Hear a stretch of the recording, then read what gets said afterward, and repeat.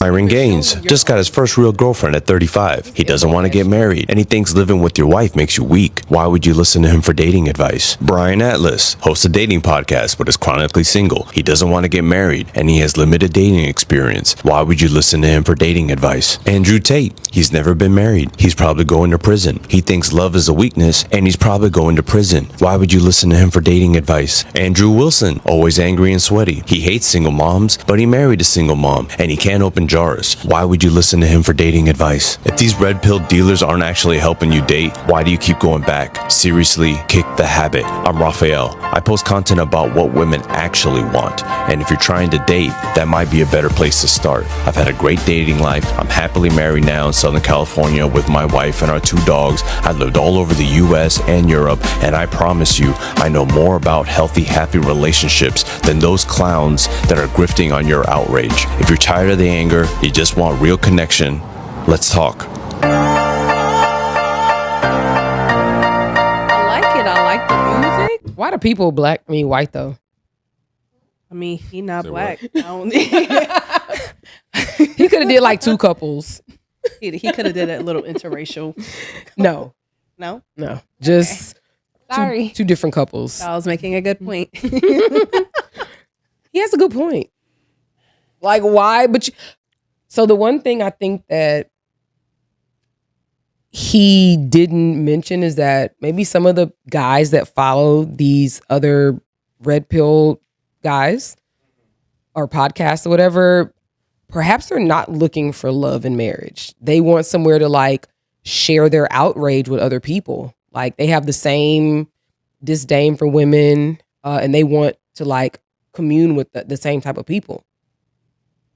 I don't think that they're looking for somebody to give them dating advice. If you can follow a man that only talks bad about women and then adopt his ideology and then make it a part of your life and walk around as if those are your words and those are your thoughts, you probably like men. You're looking for like male acceptance? No, because I mean, like, you don't have a mind of your own to begin with. Mm-hmm. So if he can steer you that way, then like maybe you're questioning your sexuality and like you just don't like women. Mm-hmm. So like you want to side with men, you want to form this like community with a man who's telling you what to do and be led by somebody because maybe like a woman is too strong for you to be led by. That's just my opinion. I don't know nothing about nothing, but I don't see men following, like sitting down on the couch or wherever y'all watch TV or whatever this stuff is on and like just being like, oh yeah, I'm never going to do this with a woman and I hate love. And that's just crazy. Like it is. It's very weird. It don't make no sense. Go outside, read a book. If the messages weren't so much against women, I would have no problem with men following another man's message. You know, if it were more positivity in the podcast. You get what I'm saying? Yeah, but like, following somebody for a message, that's not your life. Mm-hmm. Like you can listen to what somebody is doing and you can say, oh, that's a great idea. But until you get out there and either A, try it yourself or you have some type of confidence and live your own life, then like those are just his thoughts. So why are you people with that? Platforms do create influence. Okay. But they got these people are following them. Because they create. Yeah, because they create influence. They need people to watch them, and there are people that are going to, agree with their ideology. If you don't, more than won't. How about we look at the reality? Right. The reality is none of them were famous prior to. Right. Right. People only know them because they have a platform. And let's go back. The reality is none of them were famous prior to, which means they've obtained a large following because a lot of people are in alignment with them. Let that sink in for a second. You know that part. Okay, so now peel the layers back. Understand what that is actually telling you. This man is looking for a cult or a following or a group of people that he can lead. I know the answers. I have a happy wife or a happy life with my happy wife and my fucking dog, right? Everybody is looking for people to look at them as a savior. The truth is, the ones who have the biggest following are not transforming men. They're just simply in alignment with what they already believe. But whoever has that limelight, that throne, is the one who is open or vocal enough or brave enough or courageous enough to speak what they fucking think. All of these other men, it's not like we're taking somebody from the industry and said, okay, he turned into a podcast, he's did 25 movies, or he's a big time businessman. No, these are people that are coming from the ground up to some capacity when we're talking about social media, which means that the millions, I didn't say 1,000, I said millions of people already thought what they thought. Millions of people already agreed with what they were saying before they even said it. So are we ignoring the reality? I don't believe that they qualified to carry the throne because they don't have the experience. That I will say. I would not take advice from somebody who has never done it. I could admire the fact that you're trying to preach something that might be in alignment, but you've never done it. You don't have success doing it.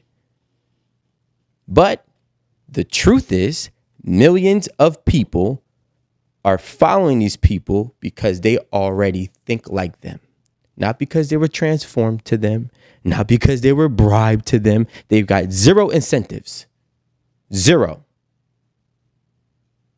So what I think is the reality is we should start accepting the truth. That's all. I feel like that's not everyone, though. That's not everyone. I didn't say everyone. No, yeah, but most people could have already thought like them, but they probably are turning other people. They're probably people that are just simple-minded and, oh, this podcast is popular and, oh, all my homeboys watch them. So I've been watching them and now I'm coming up with the same idea. Like I'm morphing. Easily led. Yeah. So most people are. What are we talking about? The difference is this. I sat on 8 at the table and I am the grandfather of most of these niggas that you just listed. I sat here for 3 years straight and watched everybody come up to me in every single place.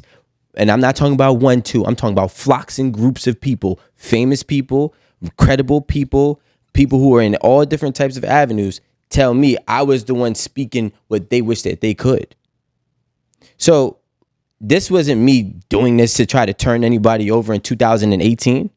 This was me because this is what I actually did. This is what I actually seen. This is what I actually lived. And you know what happened? It birthed the other ones. Cool.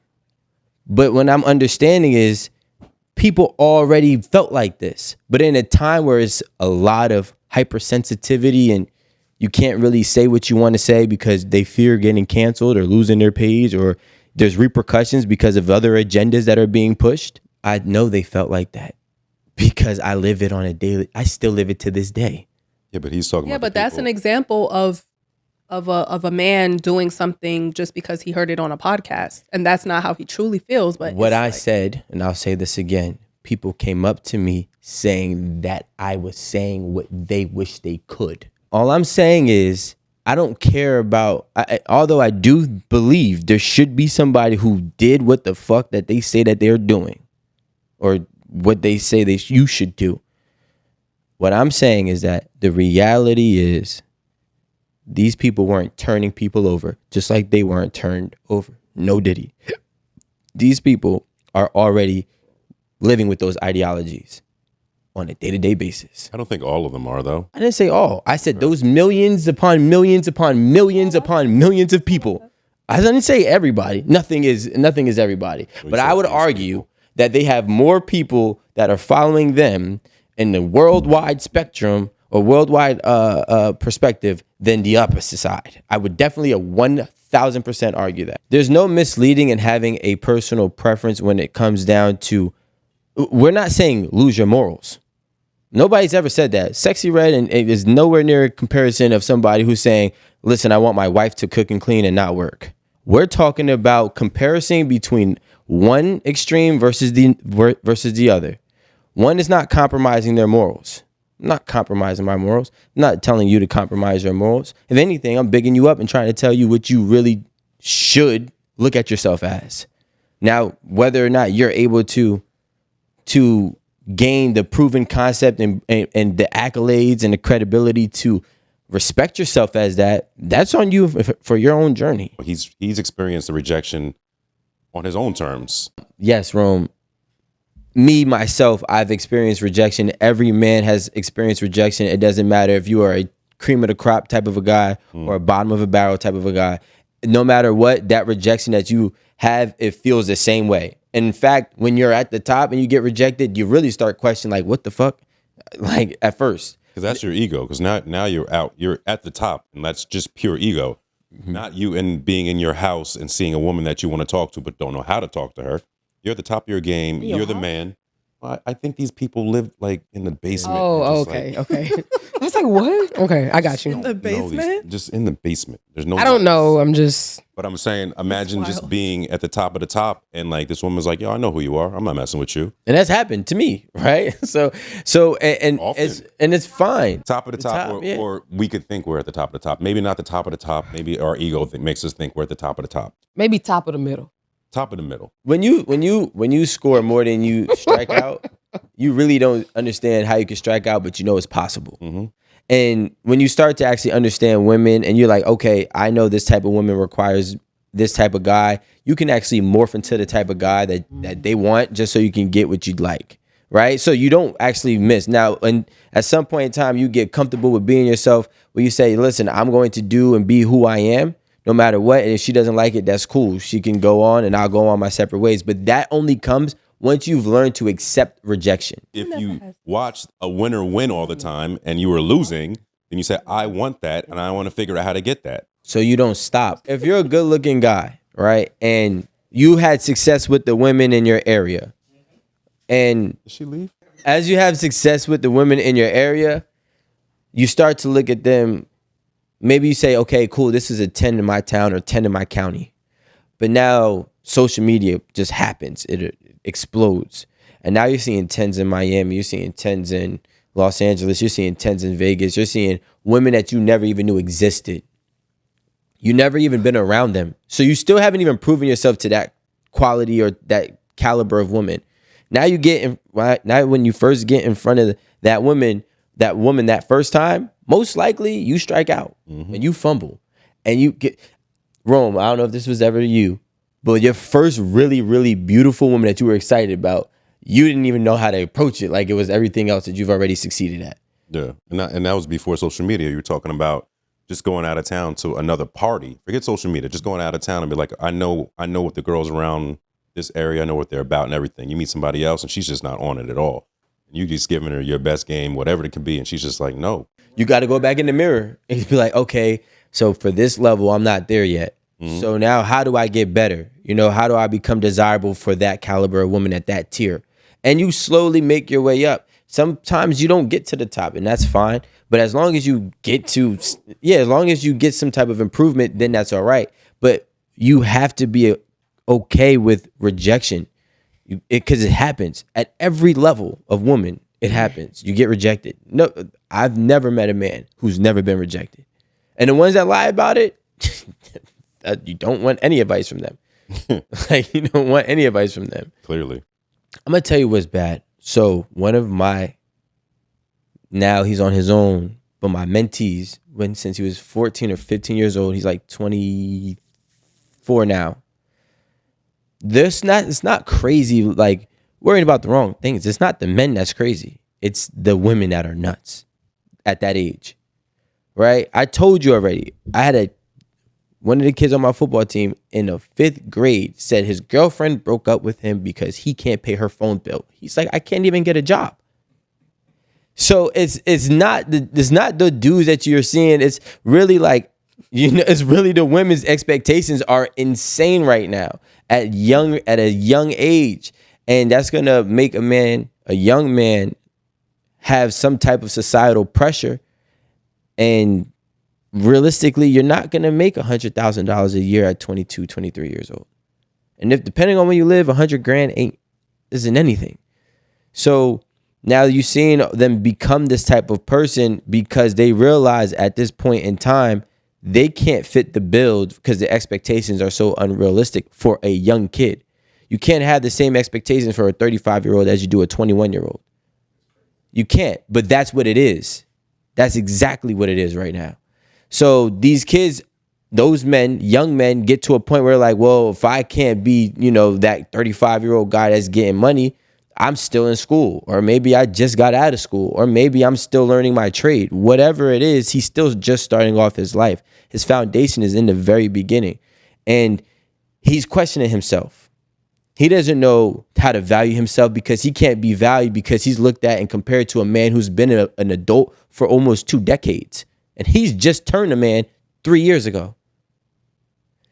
So it's unrealistic for him. So that's why these people are trying to tell those young men, yo, forget all of that. First of all, and it's always been that way, don't worry about falling in love until you get yourself together. Women are saying it, but in a different way. Don't date a broke man, ladies. Okay, men, don't love a woman till you get yourself together. It's the same exact principle that brings them to the same exact point if they both do the same exact thing. So I just want to say this, Alan. If I read this, you need to put the whole scenario. When you upload it on Instagram, and don't be funny with the title. Yeah. Or whatever. Thank you, Amanda. Like, whatever we talking about, the title wouldn't be exactly that.